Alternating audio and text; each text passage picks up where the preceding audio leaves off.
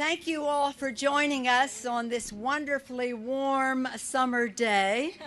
A 100-degree heat index would be intimidating for some, but American women, we have shown that we can take the heat. Congresswoman DeLauro informed me this morning that at the time of the Seneca Falls Convention, it was 90 degrees. 90 degrees and no air conditioning inside. So indeed, we have withstood much more to make the ideals of our democracy a reality for America's mothers, wives, and daughters. This week marks the 165th anniversary of the historic gathering of women who were committed to that singular purpose, to ensure that every freedom, every liberty, and every right belongs to every American. Yes. The Seneca Falls Convention was the first women's rights convention. Our very Declaration of Independence is echoed in the Declaration of Sentiments at Seneca Falls. We hold these truths to be self-evident, that all men and women are created equal. So now it is a necessity, they said, for women to demand the equal station to which they are entitled. That is why we, the members of Congress of the House Democratic Caucus, are so proud to announce an economic agenda for women and families. When women succeed, America succeeds. This agenda is about the future of America's families and the growth of America's economy. When women earn equal pay, we know that America's economy will prosper. When women can have fairness and balance between work and family, we know that American society will thrive. It is about unleashing the power of our nation's women, and in doing so, strengthening the middle class, the backbone of our democracy. And when all women succeed, we know America succeeds. Our initiative on the 165 years of progress in Seneca Falls we today want to address the economic challenges facing America's women and families. To do so, we will hear from Congresswoman Rosa DeLauro. You all know her to be an unsurpassed champion for women's economic agenda. She is here with her guest, Roshonda Young, who will discuss our initiative for equal pay. You all know of Rosa's credentials. I want to be sure you are aware of the extraordinary credentials of Congresswoman Donna Edwards. A champion, as chair of the Democratic Working Women's Group, she has been such a force in the Congress on improving the economic situation for women. With her guest, Sonia DeRay, they will discuss women and life balance. Congresswoman Doris Matsui, co-chair of that Democratic Women's Working Group, another champion for women and an articulate spokesperson for women's prosperity, with her guest, Stephanie Brown, and they will discuss the importance of affordable child care. Bringing us all together is a woman who has made history as one of the few women to chair a full committee of the House, Congresswoman Nydia Velázquez, who is now the ranking Democrat on the Small Business Committee. She will discuss the vital role played by women and small business owners. In the interest of time, I'm just asking them to bring themselves on so that we can hear directly from them in an important economy of time and light of the weather, but with full value for what their contribution means for women. And now we're going to hear from Congresswoman DeLauro's guest, Roshonda Young. All right. Thank you, Leader Pelosi.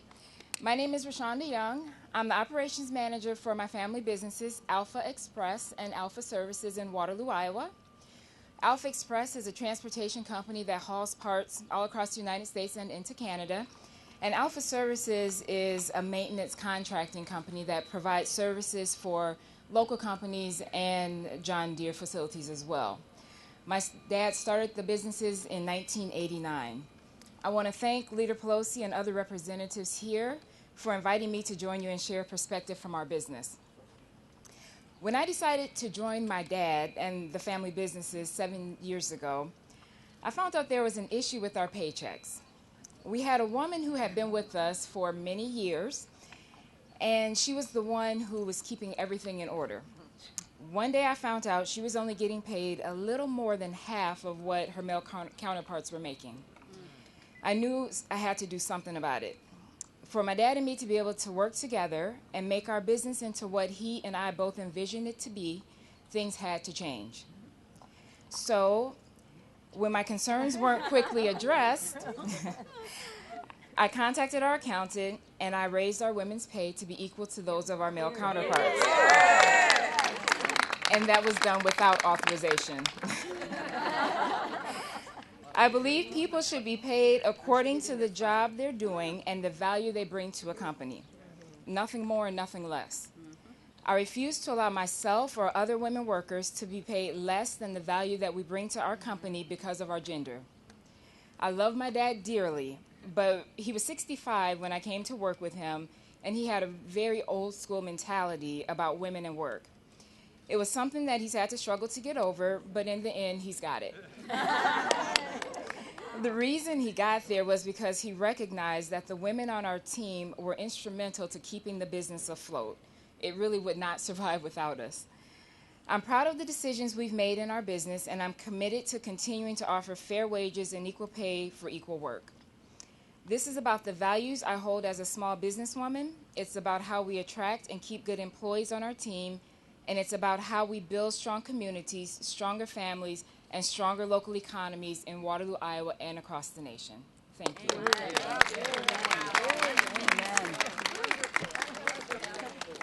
Thank you, Rashonda. You said it all. What a story.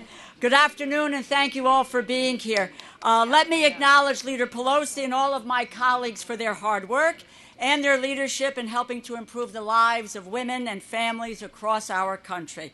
Thank you to all of our guests who have come to share their personal stories. The issue here is income. Congress can make an important difference for women and families by working to raise their wages.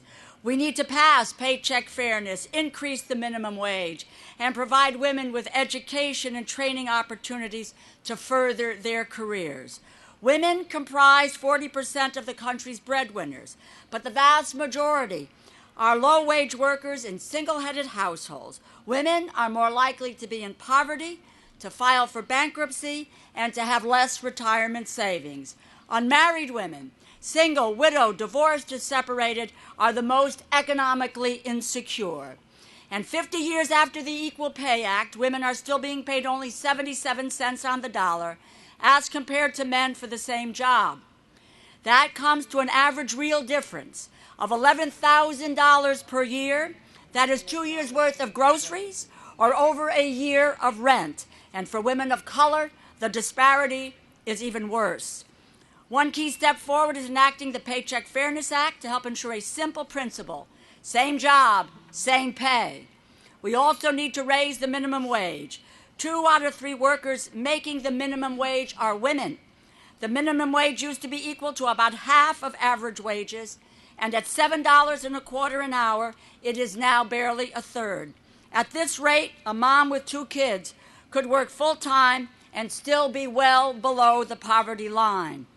Women are really struggling financially.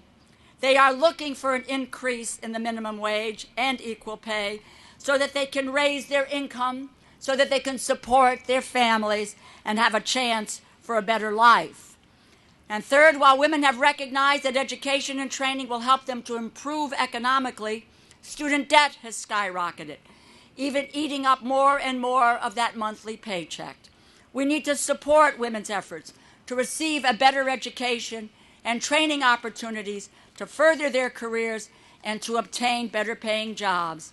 For women to succeed, for America to succeed, we need an economic agenda that ensures women equal and rising pay and that supports them with training and education opportunities. Thank you. Let me now hand it over to Sonia Durai of Somerville, Massachusetts, who's going to share her story with all of you. Sonia? Thank you so much. Good afternoon. I want to thank Leader Pelosi for allowing me to be here today. My name is Sonia Durai, and I'm from Somerville, Massachusetts. I'm a member of the group Moms Rising, and I'm a mom of 2 sons. Yay, Moms Rising. And I'm a mom of 2 great sons. Kieran, he's 14 years, and Roshan, he's 12. I'm here today to talk to you about the benefits of the Family and Medical Leave Act, or FMLA. Last year, the FMLA was instrumental in keeping my family afloat when my father broke his hip and required hip replacement surgery. The FMLA allowed me to take a month off from work to help with his daily needs. During his recovery from hip surgery, I cooked for him, I did laundry, I talked with him a lot, and I ran errands. My dad needed help with his physical therapy, and I was able to be there for him. My sisters and nieces had been my father's primary caretakers, but they needed a break, and I stepped in.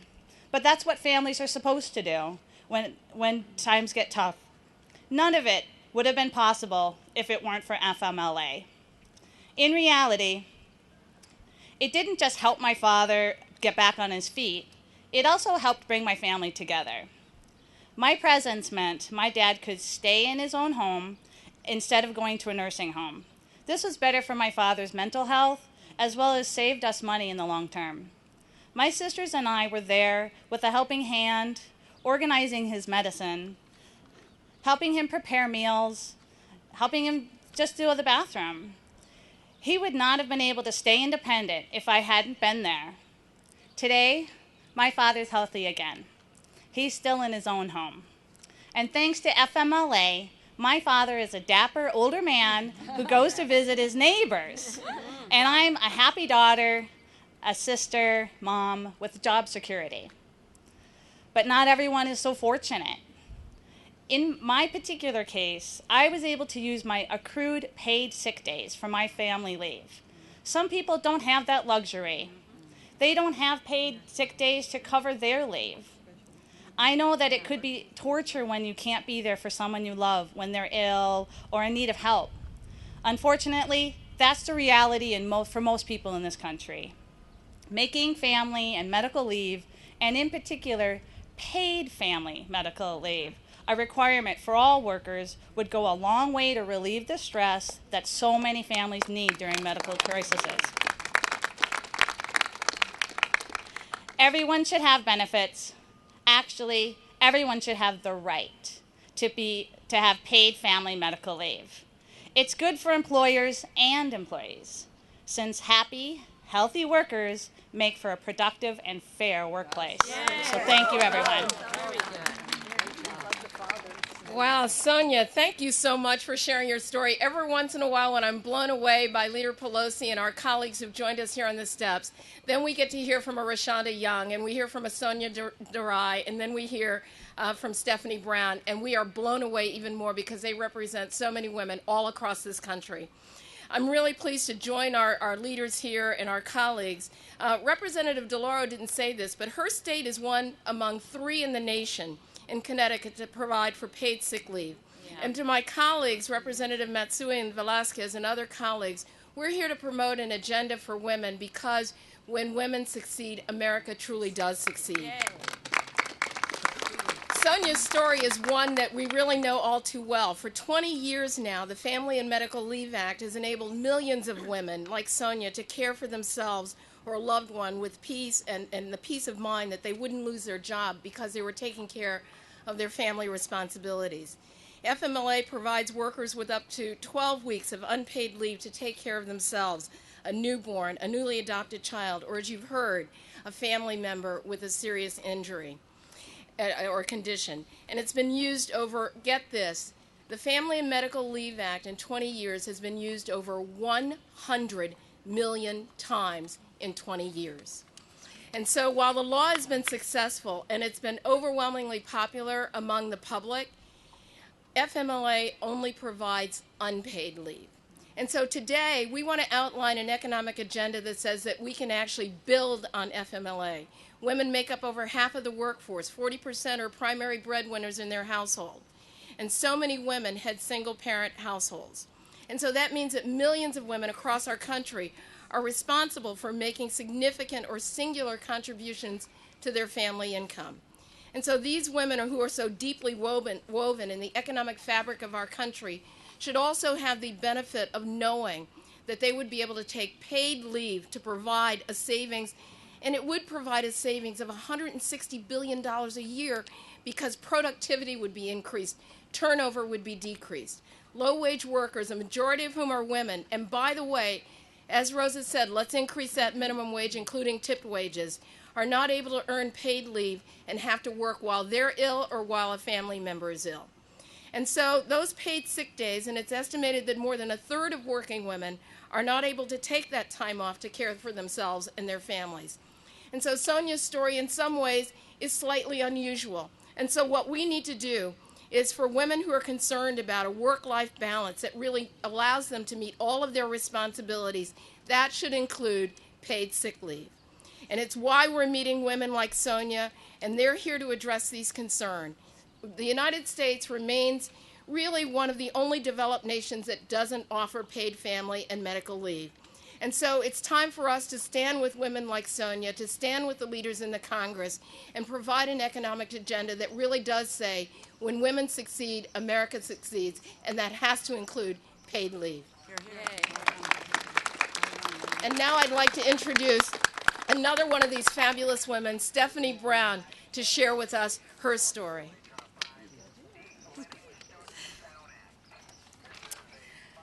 Hello, my name is Stephanie Brown, and I recently graduated from Grand Valley State University with a bachelor's degree in sociology. However, I was not your average college student. I am a mother to a 4-year-old daughter named Mackenzie. Therefore, I was considered a student parent. I'm originally from Metro Detroit area in Michigan, and I got pregnant shortly after I graduated high school in 2008. I was not going to let this challenge stop me from furthering my education. I knew that I needed an education in order to land a decent job, so I decided to attend community college for 2 years. As soon as I completed my general requirements, I made the decision to further my education at a university. In the fall of 2010, I transferred to Grand Valley State University and moved to Grand Rapids with my daughter. Grand Rapids is 2.5 hours away from my hometown and family, so I knew I was going to need help with my daughter in order to attend school full-time while working. Grand Valley was very helpful with directing me to their available resources for student parents. They gave me a list of affordable apartments around campus and also gave me information on daycare centers in the area. My daughter went to a quality and affordable daycare right on Grand Valley's campus called the Children's Enrichment Center. The daycare also provided me with countless resources and created a community that made me feel very comfortable being a student parent. The director even encouraged me to write an essay for a scholarship from the Women's Center on campus. I was blessed to receive that scholarship, and it helped me purchase my school supplies and books. Yes. If it was not for Grand Valley's resources, I would not have been able to work, raise my daughter, and receive my bachelor's degree in 5 years. Because of my education, I now hold a full-time position at St. John's D.A. Blodgett as a direct care counselor in a children's shelter. I know that I would not have been able to receive my education and the job I have now without the resources available at Grand Valley State University. I am so grateful for my education and also for the quality of care my child received in the process. Thank you. Thank you, Stephanie, for that truly inspiring story. My name is Doris Matsuya from Sacramento, California, and I have been meeting with some extraordinary women in my district, small business owners, women in clean energy and clean tech, and women working 2 jobs, sometimes 3 jobs, to support their families. But no matter what their background, no matter what we're talking about, we always reach a point in our conversation, any conversation, where they say, and then there was a time that I had to drop everything I was doing to pick up my kids. You know, when we talk about affordable, reliable child care, women get it immediately. Every mother has had to face that frightening moment of uncertainty when one responsibility is pulling them in one direction and their duties as a mother are pulling them in another. And you know, it's just not moms. Every day, This choice is faced by grandmothers, aunts, sisters, and other women with children in their lives. For too many women, it may be the choice between a paycheck or a safe environment for their kids. This is not a choice any mom should have to make, and why affordable, reliable childcare is essential for the economic security of women. The Democratic women in the House understand this, and we are here to elevate the issue of childcare, to give it the national attention it deserves. We can do this by expanding the childcare tax credit, by defending Head Start programs, and ensuring adequate pay and training for childcare workers. We also challenge our colleagues in Congress to have the vision to invest in our children's future by enacting President Obama's Preschool for All initiative. Quality preschool provides educational opportunities at a time when children's minds are rapidly expanding, and it provides safe and reliable care while their mothers are at work or school. Affordable, reliable childcare will boost the economy by allowing working moms to participate more fully, because when women succeed, America succeeds. I thank you, my colleagues, for being here, and I want to now hear from my colleague, Congresswoman Velasquez. Thank you, Doris, and thank you, Madam Leader, Rosa DeLauro, my colleagues, and all the special guests that are here. As we have heard firsthand today, women workers are a cornerstone of our economy. When women have the tools to succeed, America as a whole moves forward. I challenge anyone here that visit with a small business person, and they will say to you that the biggest obstacle they have right now is lack of consumers walking through their doors. This is an economic agenda that empowers women as consumers, but does much more. And this is especially true in entrepreneurship. Women today own 17 million businesses in the United States, and 90% of them are small businesses. In fact, in just 10 years, women-owned enterprises have grown at double the rate of those owned by their male counterparts. Given the tools, imagine the vast potential that we hold here for job creation. The agenda being promoted today will empower more women to go into business for themselves and create jobs in their communities. Expanding child care access gives more women freedom to launch and maintain a new business. The truth is that no women should be put in the position of having to try to choose between starting a business and raising a child.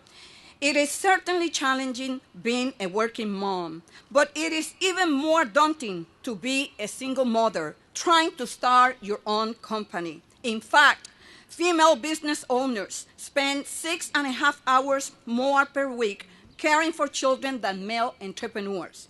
Granting women greater flexibility means more of them can pursue entrepreneurship while also caring for their families. Child care isn't the only obstacle. In that regard, ensuring working women achieve pay equity can help more women pursue business ownership. Simply put, when women make more, they save more, giving them resources to invest in a business. But we shouldn't stop there. We need to move from welfare to business ownership, which is truly inspirational and a victory not just for those women, but for the entire U.S. economy. Likewise, by investing in job training, as this agenda promotes, we can give more women skills they need to open businesses and also create a steady supply of skilled labor for women entrepreneurship to hire.